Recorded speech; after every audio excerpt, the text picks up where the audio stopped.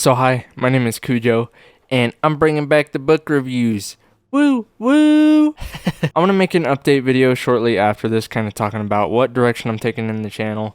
But for the book reviews, I'm actually going to talk about some of the content of the book, but I'm going to actually try to kind of give my own opinions and ideas from what I took away from the book, rather than kind of like spieling out information from the book to you. Like, I think that whatever I say in this video should make you interested in picking up the book yourself. So I'm gonna just kind of give you the opinions that I have and the things that I took away from the book and that I'm thinking about from reading Self and Others by R.D. Laing. An interesting quick backstory in relation to me reading this book is I didn't know anything about R.D. Laing, and that psychiatrist on YouTube I listened to recommended the book. Her name is Psychology with Anna. Quick shout out.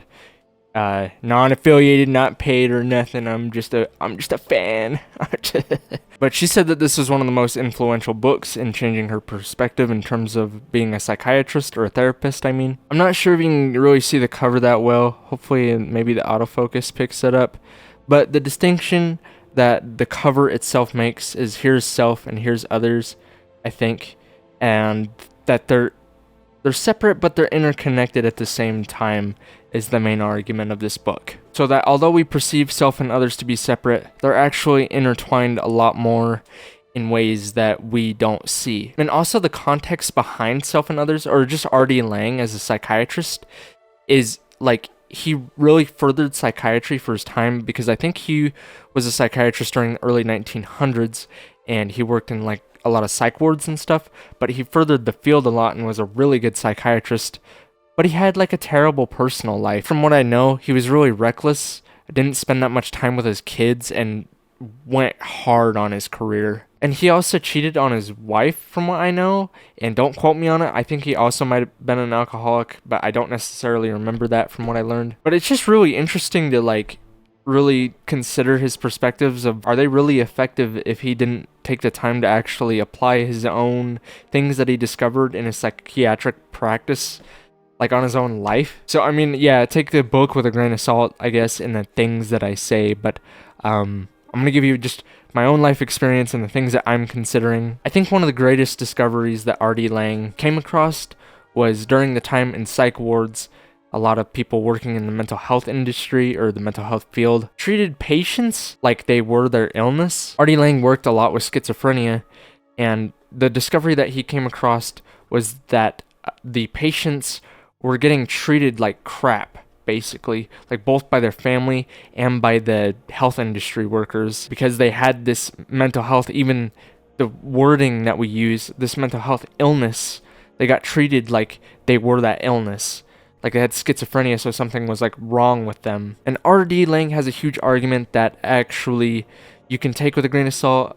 You make up your own mind on it. But R.D. Laing found during his time in working in psych wards that actually if he treated his patients a lot better, that they improved. Like if he treated them like human beings, they actually got better.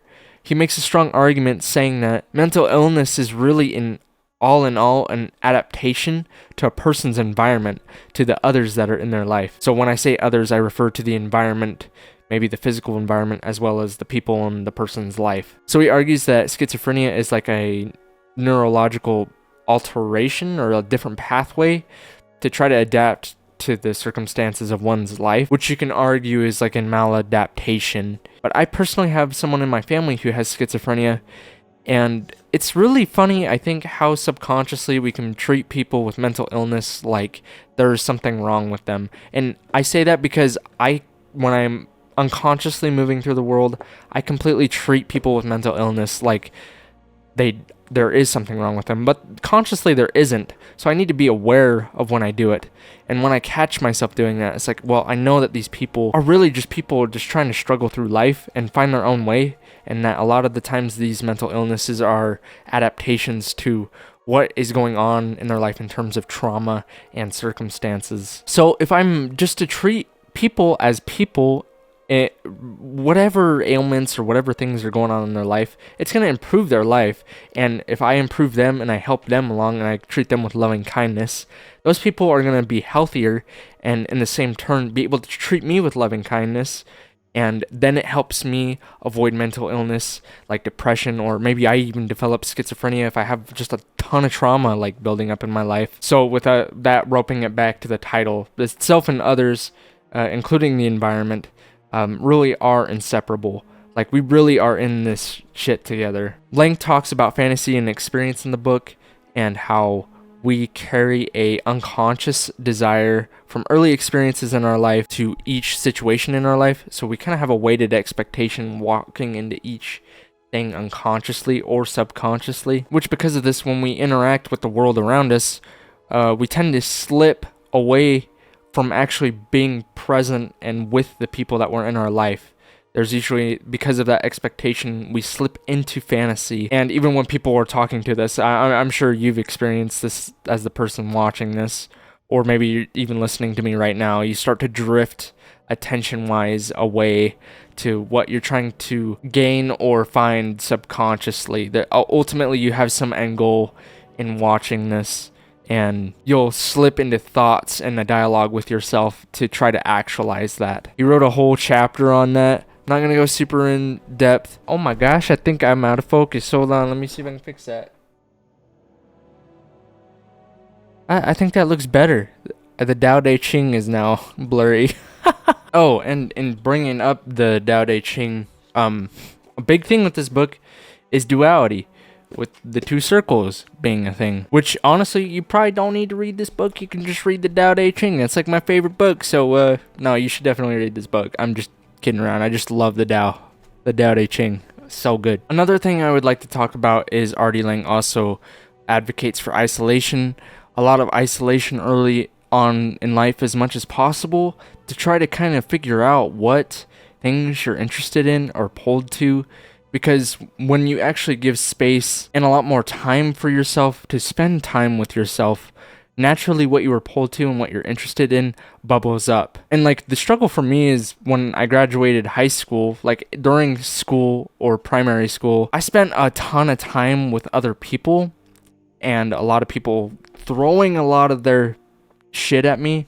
And this is something that I will always advocate for, not the throwing shit at you, but getting away from that. That's where I'm going.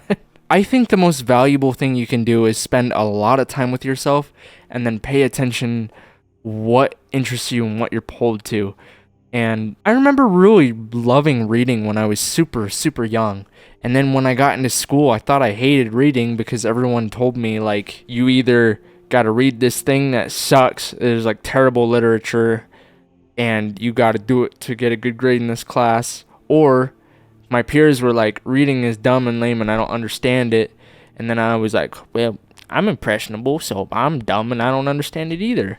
But when I got out of high school and I started reading like all sorts of different literature, I found that I actually like reading theology as well as philosophy and psychology books. But all that started from like reading self-help.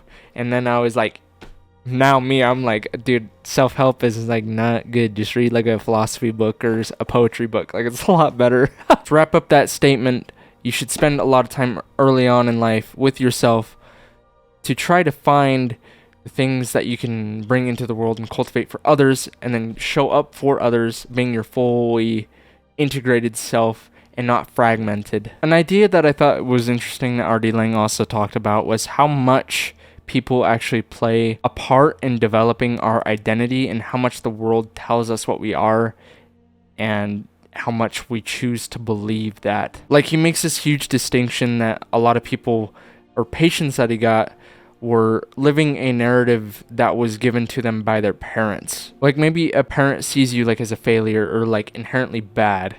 Like, you'll go out in the world and operate, even in adulthood when you're completely separate from them, believing that fundamentally about yourself, if you don't really do a ton of serious work and catch that belief in the moment. And it is a hard thing to do this. Like, for me, like recording a lot of these videos and making like YouTube content, like, I had this belief that you couldn't start from like nothing, and that if I started from nothing, that like I was a failure. But the thing about starting from nothing is there's like, you can only go up, you know? We're just on the up. We're on the up and up, baby. We're just coasting. But I don't know. For me, I saw my inability to like, oh, I have nothing. And then if I started doing it, I would start judging myself. But in all actuality, like, that judgment came from a lot of like my early developmental things where I was being judged for a lot of the stuff that I was trying to do. And I've done a lot of internal work, a lot of reading, a lot of journaling, and a lot of meditation and reflecting in order to like catch these beliefs and be like, damn bro, that's not good. That's not good. So the important thing, I think, is for people when they spend time with themselves, when these things bubble up and you can catch them, which is really hard to do, it would be really beneficial to have others that are good for you and will help you in that. But in doing that, you can cultivate others or people in your life that actually see yourself in the same light that you see yourself. And you can see this a lot with like abuse victims. Like, abuse victims pick people that confirm their own beliefs about themselves that are like, they're bad. They're inherently bad, and like, you should be punished for being bad, which is what you are. And when a good person comes to the person with abuse, it like confuses them and they just run back to what's familiar, because it's like, oh, whoa, what is this person trying to do being like good to me? They're trying to, they're trying to do something that I'm like unfamiliar with, and it could be even worse than how I'm getting treated because I'm familiar with how I'm being treated right now. So to kind of wrap that up, use the title of the book again. It's really important who you surround yourself with. And it is also really important to do self-reflection and talk to people who you genuinely can trust with your life, and really get genuine feedback from people who love and care about you and aren't seeking to just take advantage of you with their own values that aren't in alignment with you. Also, something that Artie Lang wrote about in this book was a idea called collusion, which is a collective delusion, basically. So it's like playing a game without acknowledging that you're playing a game. Kind of like society. The insanity that creates like all this mental illness. I have to acknowledge that me sitting in front of this camera right now and recording is like, I'm not out in nature breaking my back to go farm. I'm like intentionally sitting in front of this right now and playing a game with you to on my own benefit. Like, I'm acknowledging that. And I'm not trying to beat around it and like hide it from the person that's watching this. I want you to consciously realize, like, me sitting in front of this camera, like, this is not a natural thing to do. This is me playing a game in society to try to gain my own advantage, and in the same turn, I would like to help the person that watches this. Which, with that acknowledgement, what I'm gonna get into is we're not in collusion. Like, we're acknowledging me and you. We're playing a game right now, and that really, most of the social stuff that we do doesn't really like matter in terms of our pure survival. But that being said, I hope this video gives you some kind of benefit. Whatever I say gives you some kind of worth and benefit and stuff. An example of collusion,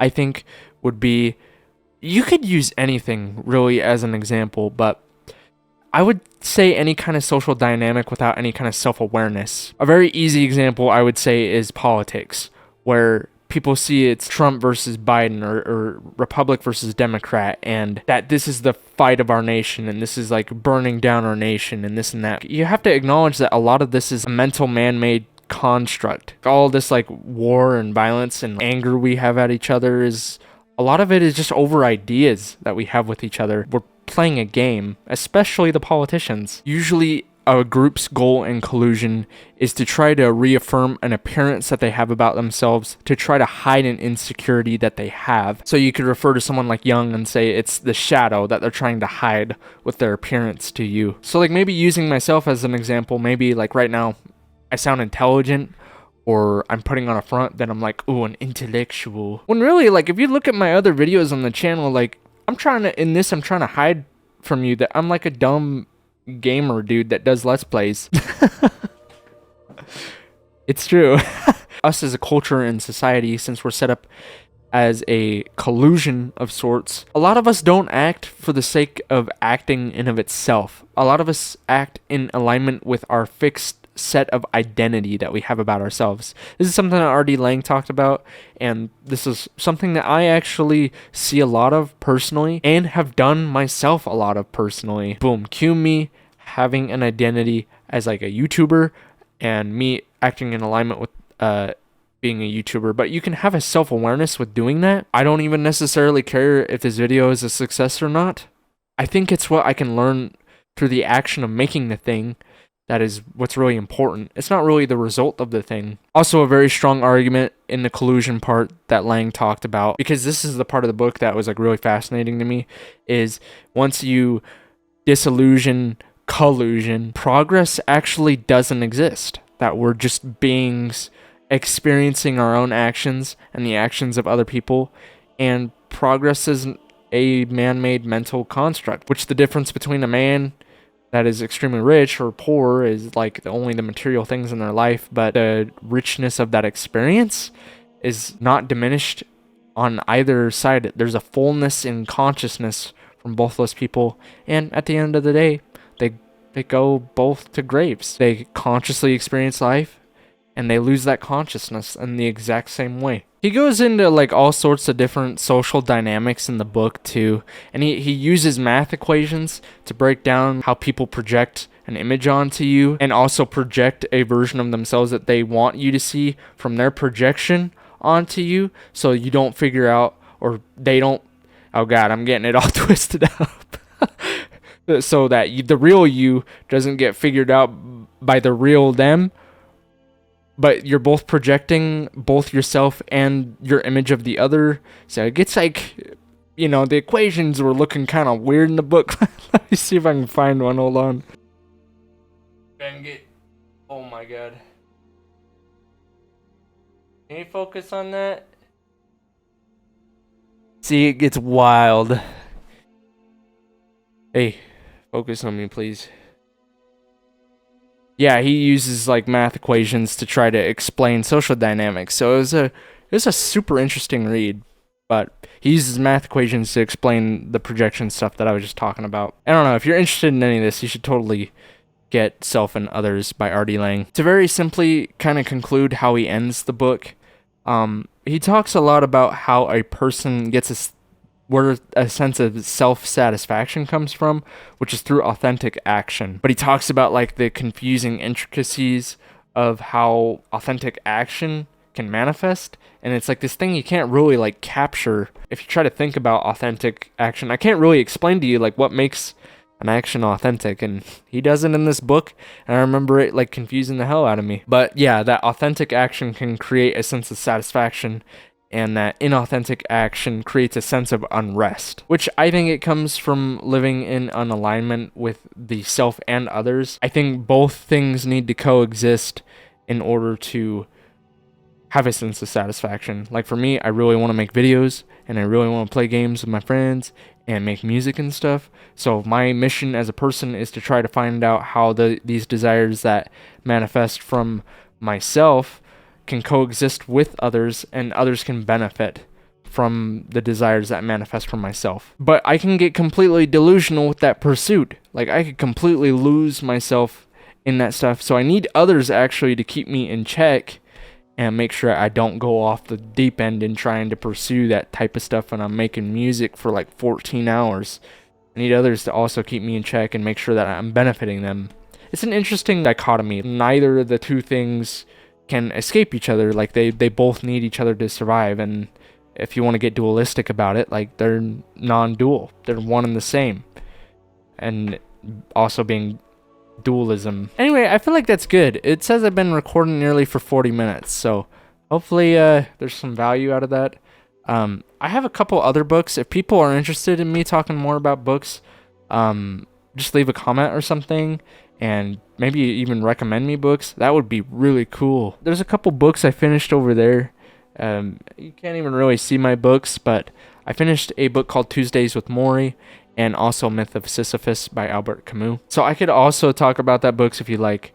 I might try to talk about them at some point. And if you did watch to this point, thank you for taking the time to watch this. Like, if you watch this video, this is like, I love literature. It is my lifeblood. It is my soul. And a lot of it is in private that I consume.